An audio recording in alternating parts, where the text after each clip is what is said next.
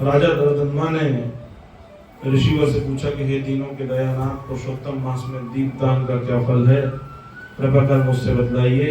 श्री नारायण बोले कि राजा दरदम्बा के इस प्रकार के प्रश्न से अत्यंत हर्षित होकर मुनियों में अग्रगण्य महर्षि वाल्मीकि बोलते हैं कि राजा दरदम्बा से बोलते हैं कि हे राजाओं में सिंह के समान पराक्रमी, पापों को नाश करने वाले व्याख्यान को सुनिए, जिससे सुनने से 5 प्रकार के महापातक नष्ट हो जाते हैं। सौभाग्य नगर में चित्रबाहु नाम के विख्यात राजा थे। वह सत्यवती, अतुलित पराक्रमी, अद्वितीय राजा थे। वे क्षमा परायण, समस्त धर्मों के ज्ञाता, शील, सौंदर्य, करुणा के भंडार, ब्राह्मणों के भक्त, भगवान के भक्तों की कथा सुनने के लिए सदैव निरंतर उद्यत रहते थे। उनकी रानी का नाम चंद्रकला था, जो 64 कलाओं को जानने वाली थी। राजा चित्रबाहु राजा पृथ्वी पर भोग करने लगे। श्री कृष्ण के अतिरिक्त वह किसी दूसरे को देवता नहीं मानते थे। एक दिन की बात है, महाराज चित्रबाहु ने दूर से ही आए मुनिराज अगस्त्य को देख लिया। जैसे ही अगस्त्य मुनि पधारे हैं, राजा ने पृथ्वी पर लेटकर दंडवत प्रणाम किया है, भक्ति भाव से आसन प्रदान करके मुनिवर का पूजन किया है, यथा योग्य उनका सम्मान किया है। राजा ने कहा कि आज मेरा जन्म लेना सफल हो गया प्रभु, आपके दर्शन हो गए, आज मेरा महल शुद्ध हो गया है। जो आप जैसे श्री कृष्ण की आराधना करने वाले मेरे भवन में पधारे हैं, आपकी दृष्टि डालते ही मैं पाप राशि से मुक्त हो गया हूँ।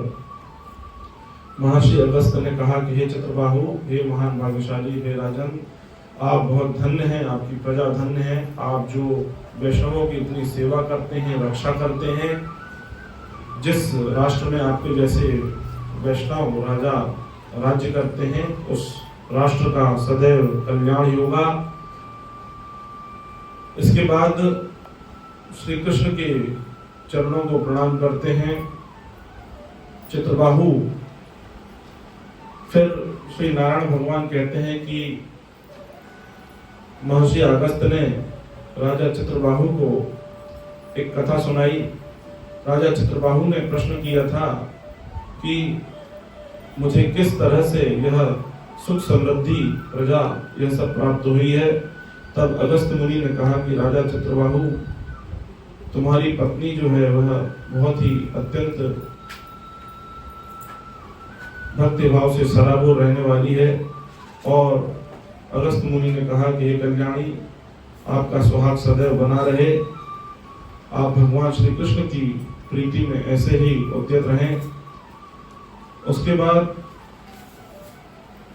चित्रबाहु के प्रश्न का उत्तर देते हुए बोले, क्योंकि चित्रबाहु ने प्रश्न किया कि प्रभु, मुझे ऐसी विपुल संपत्ति, इतनी पतिव्रता पत्नी कैसे प्राप्त हुई है, तब और मैंने कौन सा ऐसा पुण्य किया है, कृपया मुझे इनका उत्तर दीजिए। तब भगवान अगस्त्य मुनि बोले, हे चित्रबाहु, इस प्रकार के प्रश्न करने पर तुम बहुत एकाग्र चित्त होकर सुनो।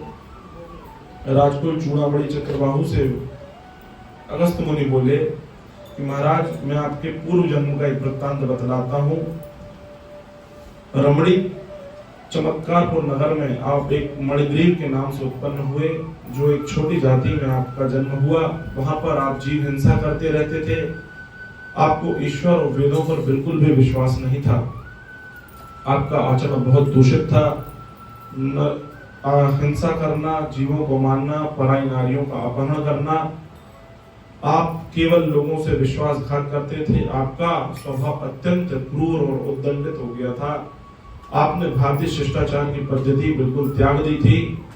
यह जो आपकी रानी है, उस जन्म में भी आपकी भार्या रही है।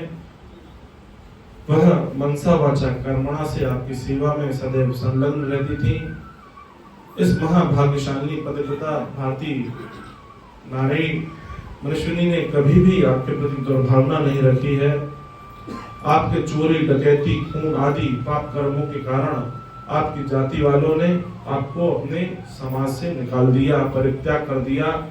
कुपित होकर शासक ने भी आपके जो हीरे मोती, आपका जो भी धन संपदा थी, वह सब छुड़ा ली। इसके अतिरिक्त आपके पास कुछ भी नहीं बचा। जाति भाइयों ने भी जो बचा कुचा था वह सब हड़प लिया और आपको भगा दिया, अपमानित करके आपको अपने घर से बाहर कर दिया। इस अपमान को सहकर आप जंगल की ओर चले गए, परंतु आपकी पतिव्रता नारी आपके पीछे पीछे आई और सदैव आपके साथ में रही। वहां अपने पशुओं को मारकर अपना जीवन का यापन करना प्रारंभ कर दिया। एक समय की बात है, आप शिकार करने गए, हाथ में धनुष लेकर बहुत से सर्पों और हरितों से भरे हुए जंगल में आप चले गए। उस सुनसान जंगल में बीचों बीच उग्रदेव नाम के एक महामुनि दिशा भ्रम हो जाने से भटक रहे थे और प्यास से व्याकुल हो रहे थे। दोपहर का समय था, सूर्य नारायण बहुत उग्र रूप में थे। प्यास से व्याकुल होने के कारण वह जमीन पर मरणासन हालत में गिर पड़े। दुखित ब्राह्मणों को देखकर आपको बहुत दया आ गई, आप उन्हें गोद में उठाकर अपनी कुटिया ले आए।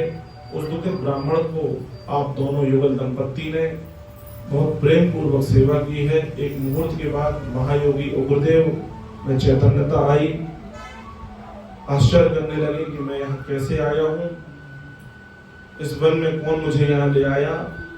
तो नारायण बोले कि मणिग्रीव ने उस ब्राह्मण से कहा कि मैं आपको यहाँ लाया हूँ, आइए, यहाँ बहुत सुंदर तालाब है, पहले आप स्नान ध्यान कर लें। उसके बाद महाराज को लेकर, ब्राह्मण देवता को लेकर मणिग्रीव स्नान कराने ले गया। वहां पर शीतल जल में स्नान करके मध्याह्न क्रिया करने के बाद आप फलाहार करिए, आप सब पूर्वक यहाँ से रहे, आप मेरे संरक्षण में रहिए। हे श्रेष्ठ मुनि, आप उठिए, आप कृपा करके मेरे साथ चलें। अगस्त मुनि ने कहा। उस समय उग्रदेव ब्राह्मण पूरे चैतन्य हो गए, सारे शरीर की थकावट उनकी उतर गई। मणिग्रीव की बात सुनकर वह उन्हीं के सहारे तालाब के किनारे पहुंचे।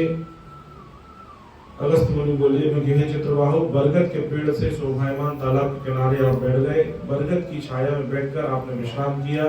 फिर ब्राह्मण देवता ने नित्य कर्म करने के पश्चात भगवान श्री कृष्ण का पूजन किया है। देवर्षि और अपने पितरों को तर्पण करने के बाद सुंदर शीतल जलपान किया है। अनंतर उग्रदेव ब्राह्मण बरगद के पेड़ के पास आकर बैठ गए। मणिग्रीव ने अपनी पत्नी से कहा कि ब्राह्मण देवता के लिए अतिथि सत्कार करो, जाओ कुछ खाने को लेकर आओ। आपकी पत्नी तुरंत ही कुछ फल लेने चली गई और मणिग्रीव ने कहा कि हे ब्राह्मण देवता, आप ही हमें तारने आए हो, जो हमारी इस कुटिया में आप पधारे हो। आपके दर्शन मात्र से ही मेरे पाप कट गए हैं। इस प्रकार कहने पर बड़े प्रसन्न हुए और इतने में ही उसकी पत्नी फल लेकर आ गई और आम के फलों को तुरंत ही ब्राह्मण देवता को दिया। मणिग्रीव फिर मुनिराज से बोला कि हे ब्राह्मण देवता, इन फलों को आप ग्रहण कीजिए और हमें कृतार्थ कीजिए। तो गुरुदेव ने कहा, अरे भाई, मैं तुम्हें जानता नहीं हूँ, तुम कौन हो, अपना परिचय दो। तब मणिग्रीव ने अपना परिचय दिया, अपने लोगों से, अपनी बिरादरी वालों से, अपने भाई बंधुओं का त्यागा हुआ हूँ, अपनी पूरी व्यथा कथा उस ब्राह्मण के सामने सुनाई है। मणिग्रीव ने उग्रदेव के पैरों को अपने गोद पर रखकर बार बार दबाया। फिर एक बात पूछी। मणिग्रीव ने कहा कि हे मुनिश्रेष्ठ, आपको कहाँ जाना है? इस सुनसान जंगल में, पानी रहित खूंखार जानवरों से भरे हुए जंगल में आप कैसे आ गए हैं? उग्रदेव ने कहा कि हे बड़भागी, मैं ब्राह्मण हूँ, प्रयाग जाने का विचार कर रहा था। इस समय रास्ता न जानने का भयंकर वन में मैं भटक गया था। उस जगह थकावट और प्यास के कारण बेचैनी हुई और मैं मरणासन स्थिति में पहुंच गया। तब तुमने मुझे जीवन दान दिया है।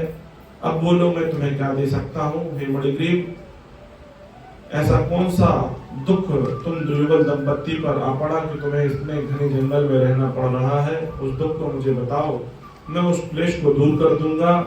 महर्षि अगस्त्य ने कहा कि उग्रदेव ब्राह्मण ने इस प्रकार के ललित वचन सुनकर अपनी पत्नी के सामने ही उन मुनिराज उग्रदेव का विनय पूर्वक अनुनय विनय किया है। दरिद्रता रूपी समुद्र से पार जाने के लिए इच्छा प्रकट की है। मणिग्रीव ने अपना सारा वृत्तांत बतलाया है कि हम कैसे हिंसा करते थे, लोगों को लूटते थे इस तरह से अपना सारा वृत्तांत बता रहा कि मेरे जाति भाइयों ने मुझे नगर से त्याग दिया, इस कारण हम इस इतने घने जंगल में आ गए हैं। यहाँ पर अध्याय पूर्ण होता है। श्री बृहन्नारदीय पुराणे पुरुषोत्तम महात्म्य श्री नारायण नारद संवादे तृणदंडोपाख्यान 23वां अध्याय समाप्त होता है। बोलिए पुरुषोत्तम भगवान की जय।